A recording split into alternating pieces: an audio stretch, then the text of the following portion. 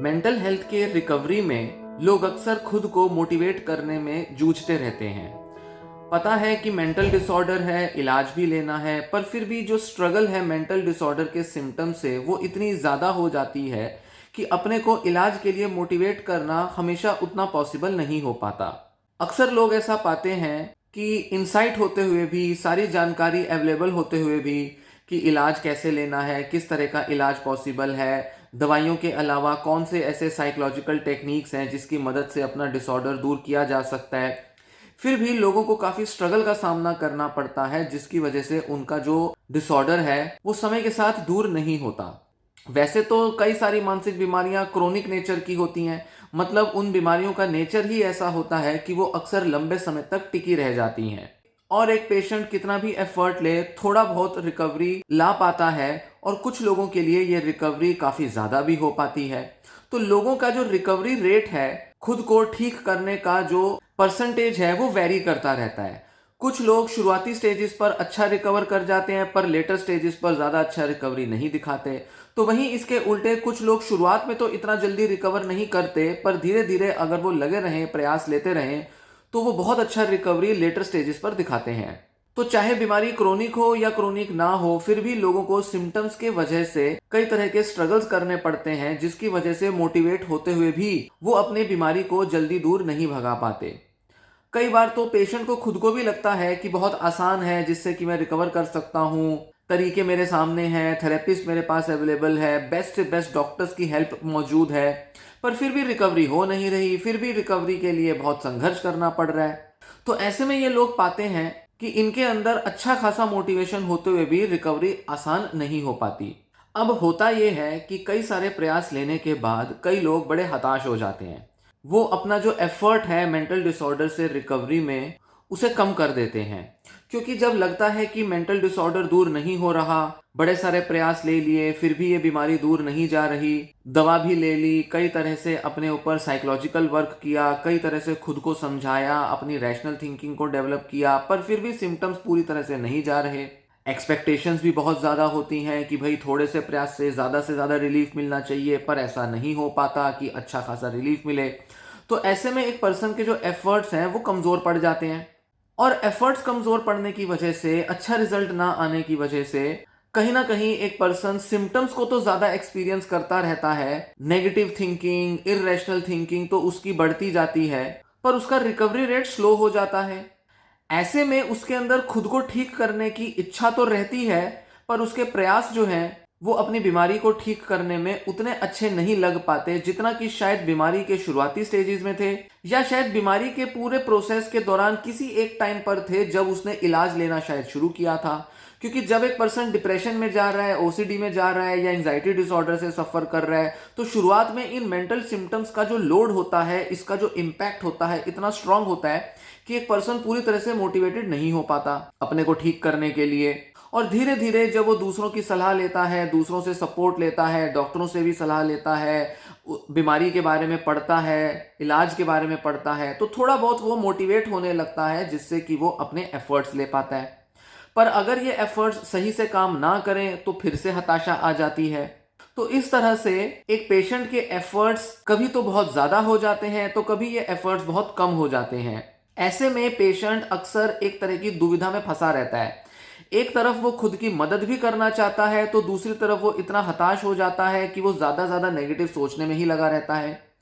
कई सारी ऐसी सिचुएशंस होती हैं जहां पर वो पॉजिटिव सोच सकता है पर उसके डिसऑर्डर की वजह से वो बहुत नेगेटिव सोचता है। कई बार उसको जो टेक्निक्स बताई गई हैं कि पैनिक अटैक को कैसे कंट्रोल करना है, नेगेटिव थिंकिंग को कैसे मैनेज करना है, सब जानते हुए भी वो अपने को नेगेटिव सोचने के लिए मजबूर कर देता है। पैनिक अटैक्स हो जाते हैं, एंजाइटी अटैक्स पड़ते हैं, जानते हुए भी कि सिचुएशन में चिंता नहीं करनी, रैशनल तरीके से सोचना है, ऑल्टरनेटिव्स को एक्सप्लोर करना है, सिचुएशन में थोड़ा पेशेंस रखनी है, रिएक्ट नहीं करना है, जानते हुए भी पेशेंट खुद को रोक नहीं पाता और वो बड़े सारे नेगेटिव रिएक्शंस सिचुएशन में दे देता है। ऐसा लगता है कि जैसे वो जो सिचुएशन है उसे जैसे वो अपने डिसऑर्डर में देख रहा था, वो उसको वैसा ही देखने के लिए ज्यादा विलिंग है, ज्यादा मोटिवेटेड है, बजाय इसके कि वो अपने को बदलने के लिए एक ऑल्टरनेटिव वे में अपने को मोटिवेट करके उस तरह से रिएक्ट करे। तो हमेशा ये द्वंद्व पेशेंट के अंदर चलता रहता है। एक तरफ वो अपने को इम्प्रूव करने के एफर्ट्स ले रहा है, तो वहीं वो बहुत सारी सिचुएशंस में पाता है कि वो अपने को इम्प्रूव नहीं कर पा रहा। अब इसी तरह कुछ एडिक्शन के डिसऑर्डर्स होते हैं, जिसमें कि बहुत सारे पेशेंट्स को अलग अलग तरह के एडिक्शंस होते हैं। किसी को अल्कोहल एडिक्शन है, तो किसी को ड्रग एडिक्शन है, तो वहीं कुछ लोगों को सोशल मीडिया एडिक्शन होता है, यूट्यूब का, व्हाट्सएप का, इंस्टाग्राम का एडिक्शन हो गया, या पॉर्न का एडिक्शन हो जाता है। इस तरह के एडिक्टिव बिहेवियर्स में भी लोग अक्सर पाते हैं कि उनको एक ही टाइम पर दो अलग अलग तरह के संघर्ष करने पड़ते हैं। एक तरफ वो खुद को ठीक करना चाहते हैं, तो वहीं दूसरी तरफ वो उन एडिक्टिव बिहेवियर्स में ज्यादा से ज्यादा इंगेज भी होते जाते हैं। एक तरफ मन करता है कि खुद को ठीक कर लें, इन बीमारियों से दूर होना है, इस आदत से, इस लत से बाहर आना है क्योंकि इससे नुकसान हो रहा है, तो वहीं दूसरी तरफ इस लत में इन्वॉल्व होने के लिए उनके अंदर मोटिवेशन बना रहता है, क्रेविंग होती है, इच्छाएं आती हैं कि ज्यादा से ज्यादा उस सब्सटेंस का यूज किया जाए, अल्कोहल पिया जाए, ड्रग लिया जाए। ऐसे हालात, ऐसे माहौल बन जाते हैं जब वो पेशेंट मोटिवेट हो जाता है ड्रग लेने के लिए, तो वहीं वो अपने साथ संघर्ष करता है कि नहीं, मुझे ये नहीं लेना, मैं अपने ऊपर कंट्रोल रखूंगा, मुझे अब 1 महीने तक, 2 महीने तक नहीं लेना। कई तरह से वो खुद को रिस्ट्रिक्ट करने की, खुद पर बंदिशें लगाने की कोशिश करता है।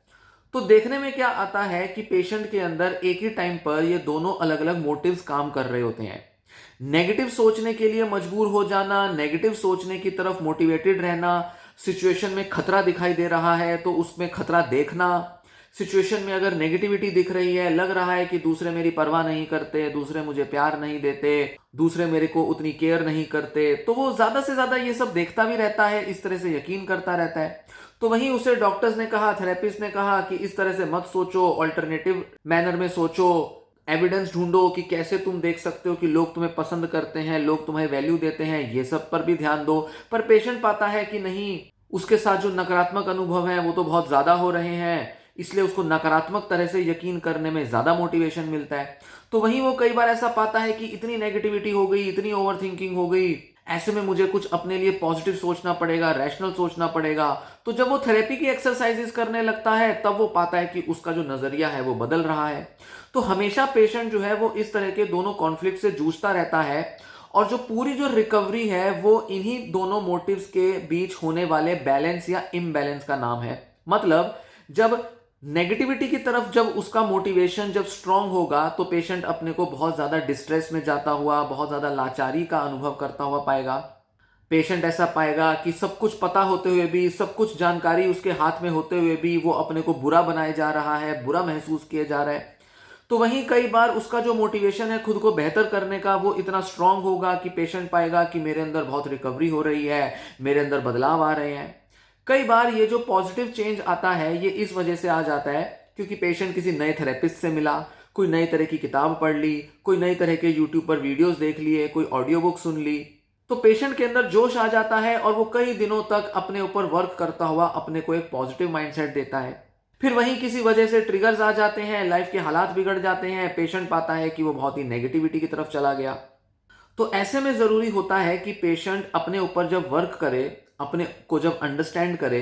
तो वो समझे कि उसके जो पॉजिटिव माइंडसेट अपनाने के या जो पॉजिटिव मोटिवेशंस लाने के जो कारण है वो क्या है, वो कैसे अपने को मोटिवेट कर सकता है इलाज के लिए, कौन से ऐसे फैक्टर्स हैं जो कि पास्ट में काम किए हैं जिससे कि पेशेंट अपने को मोटिवेट कर पाया था चेंज लाने के लिए। उन सब कारणों की समझ होना जरूरी है और अपने वो फायदे देखने जरूरी हैं जिससे कि वो अपने को ज्यादा से ज्यादा चेंज लाने के लिए मोटिवेटेड रख सके। जितना ज्यादा वो अपने अंदर बदलाव लाने के फायदे देखेगा या बदलाव ना लाने के नुकसान देखेगा, उतना ज्यादा पेशेंट का जो माइंड है वो हमेशा खुद के लिए कुछ बेहतर करने की तरफ लगा रहेगा। तो वहीं जो मोटिवेशन उसके अंदर खुद को बीमार करने की है, खुद को बहुत नेगेटिव सोचवाने की है, उसके भी फायदे नुकसान देखने जरूरी हैं। हालांकि आप कहेंगे कि उसमें फायदा क्या है नेगेटिव सोचने का, पर कह सकते हैं कि पेशेंट नेगेटिव ज्यादा इसीलिए सोचता है क्योंकि उसकी ब्रेन की कंडीशनिंग हुई हुई है, सालों पुरानी या कुछ महीनों पुरानी कंडीशनिंग है, सोचने का एक ढंग बन गया है जिसकी वजह से वो बार बार नेगेटिव सोचता है। तो वहीं इसके कई नुकसान भी होते हैं जिससे कि पेशेंट खुद को दूर करना चाहता है। तो हर पेशेंट इस तरह के एक द्वंद्व, एक कॉन्फ्लिक्ट के साथ डील करता है, और इसी मोटिवेशन के इम्बैलेंस को लाकर, मतलब कि नेगेटिव मोटिवेशन का लोड कम हो और पॉजिटिव मोटिवेशन का लोड इंक्रीज हो, इस तरफ जब पेशेंट अपना रुख मोड़ने लगता है तब वो ज़्यादा बेहतर तरह से रिकवर करने लगता है। हर पेशेंट के लिए ज़रूरी है कि वो समझे कि कौन से ऐसे फैक्टर्स उसकी लाइफ में मौजूद हैं जिससे कि उसके अंदर पॉजिटिव चेंज की तरफ मोटिवेशन बढ़ता है और नेगेटिव मोटिवेशन की तरफ उसका जो ध्यान है वो हट सकता है या वो उसको कम कर सकता है। जब एक पेशेंट अपने बारे में ये सब समझ जाता है तब उसकी रिकवरी फास्ट होती है और वो बेहतर ढंग से पॉजिटिव एटीट्यूड के साथ खुशी खुशी अपने को डिसऑर्डर से बाहर ला सकता है। उसके अंदर उम्मीदें जगती हैं और वो जल्दी ही एक बेहतर इंसान बन सकता है।